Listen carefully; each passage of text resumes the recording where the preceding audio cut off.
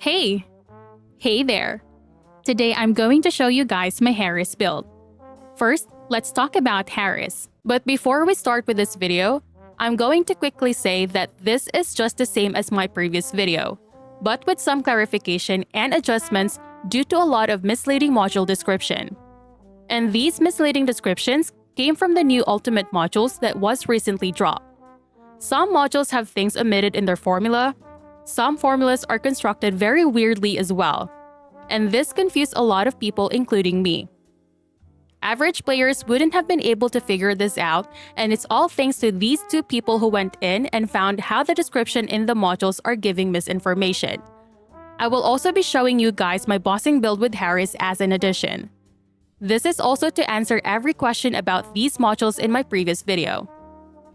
Harris is a close combat specialist that specializes in ability spamming and survivability. This is true because she has a pretty good movement kit, and her abilities range isn't that wide. She synergizes well with melee weapons, but you can also build her into firearm since her abilities buff either of the two, depending on the Transcendent module you use. Harris is a Descendant that does not use mana, but uses Toxin. She is able to gain Toxin Charge that's considered as a custom resource to use her third and fourth abilities. She gains Toxin by using her first and second ability. Her base passive ability grants her buffs depending on the Toxin stored. And this is one mechanic people might overlook. All three buffs can actually exist at the same time. So because of this, the idea is to restore Toxin and use it as soon as you can so that you can replenish all three buffs simultaneously by cycling through the Toxin levels. This mechanic makes her a spamming Descendant who utilizes all her abilities.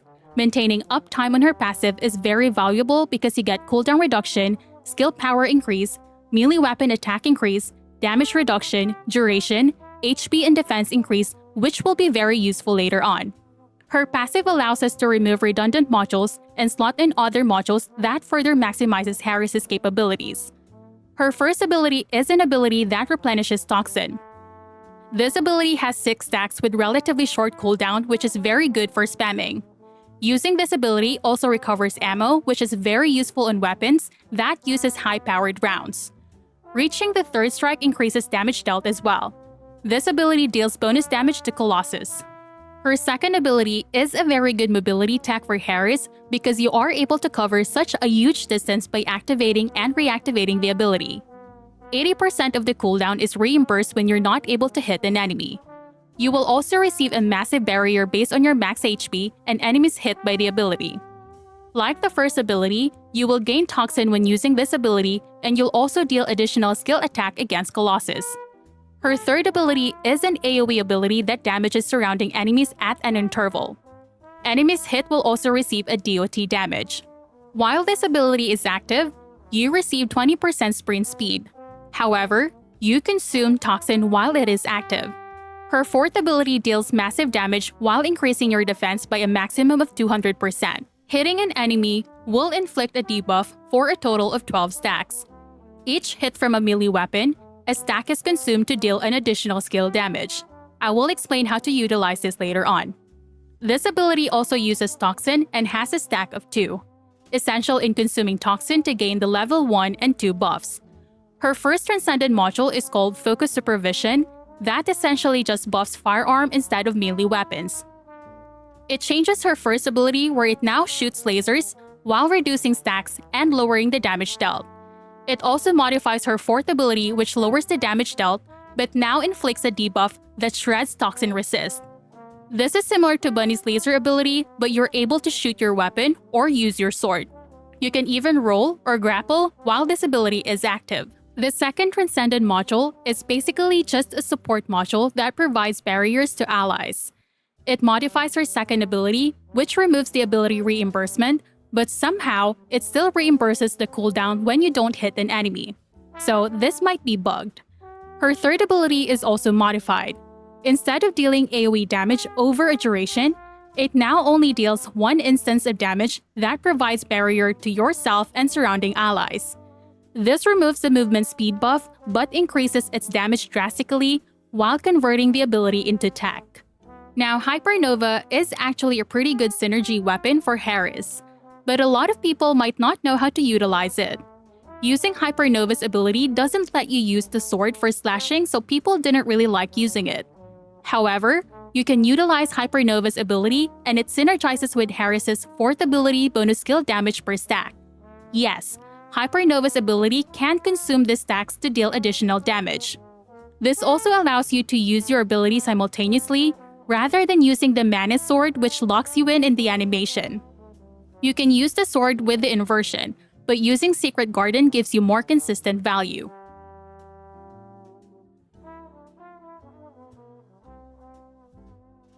This is the build. In my previous video, we were using the new trigger module, Vanguard. The module is still very good, especially when you're mobbing because it's an additional AoE damage to clear out mobs. And how it's actually calculated is different from its description, and it is quite misleading.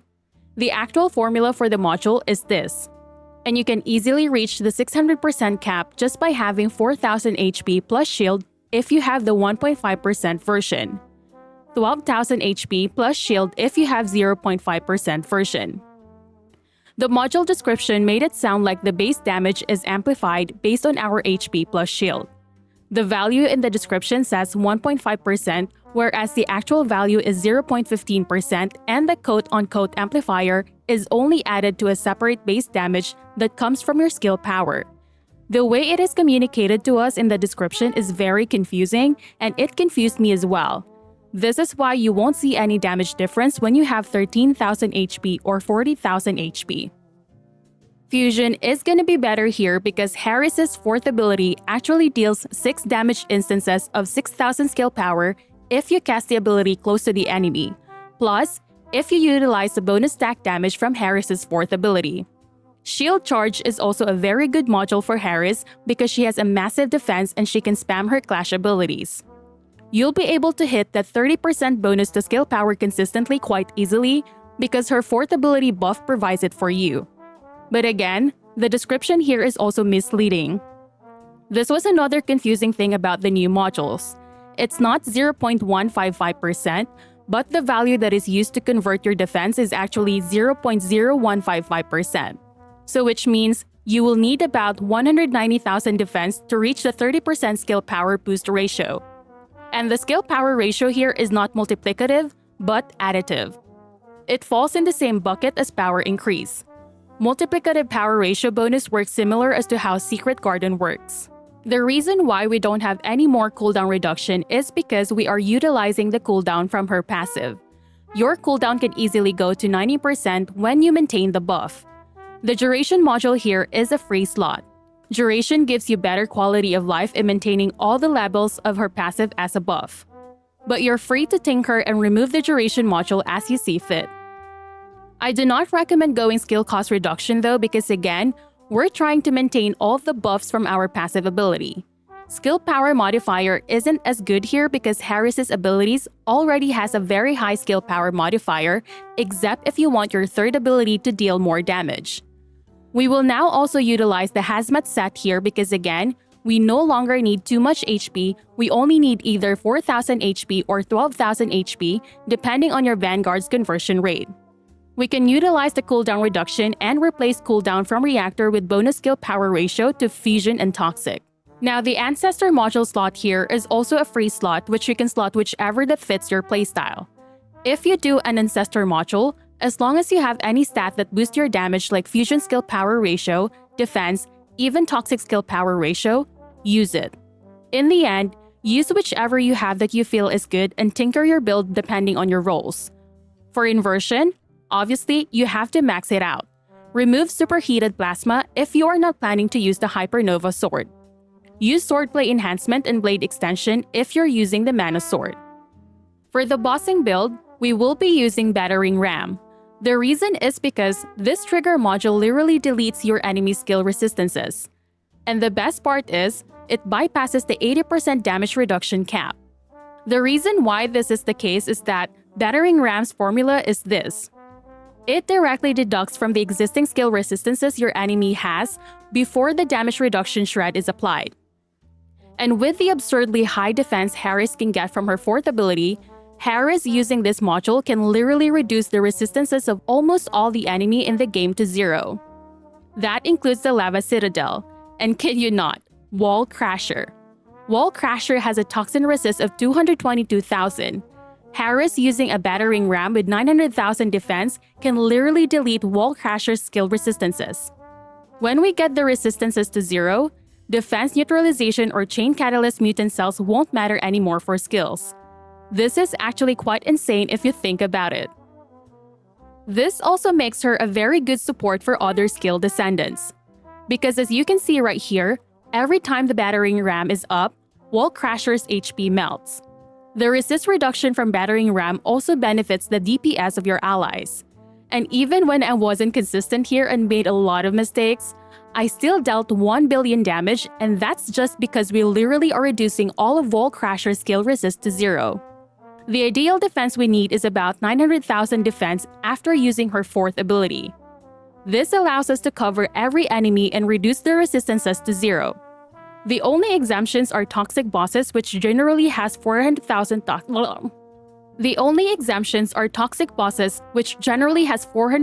toxic resistance. The reason why we're not using this in our mobbing build is because keeping the uptime of this is going to be difficult and unnecessary against very squishy enemies.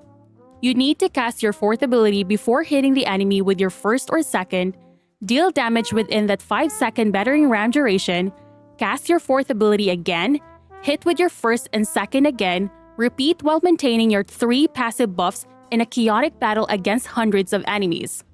This isn't sustainable against multiple number of enemies, and this only works against single targets or really tough enemies. Generally, we want defense around 900,000 to cover for Wall Crasher as well.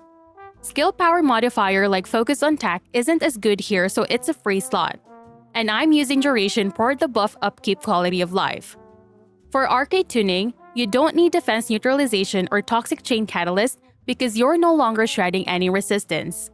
For inversion, the only thing important is the arcade circulation tactic for cooldown leeway and the shield regeneration algorithm for the extra toxic skill power.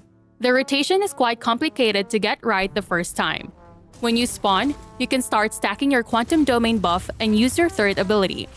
Head towards the boss and use your 1st and 4th. Use your 4th ability to increase your shield, then use your 1st to apply battering ram. Make sure that you cast your 4th ability within the duration of the battering ram debuff so you'd get the damage bonus, then use your 1st again to keep the debuff up 100%. Take note of your buffs and make sure you maintain all 3 levels up. Also hit the boss with your weapon for the inversion debuff as well. We need the 3rd ability to hit the boss so we get the extra 10% cooldown reduction from using Hazmat Set.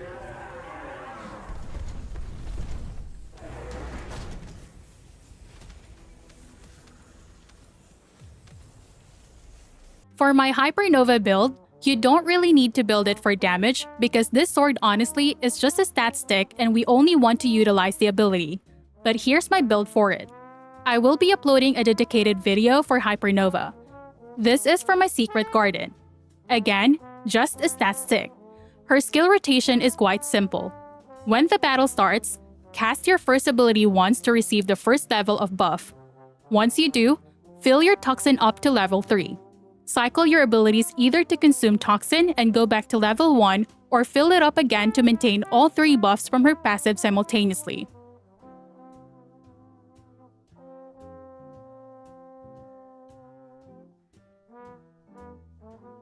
Harris is actually a fun descendant to use, and I've been having loads of fun trying to figure her out, synergizing modules, and maximizing her kit.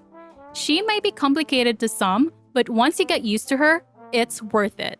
That's it for the video, guys, and I'll see you in the next one. Bye! A large cluster of breach creatures has been detected in the area. Breach creatures multiplying. There must be a colony.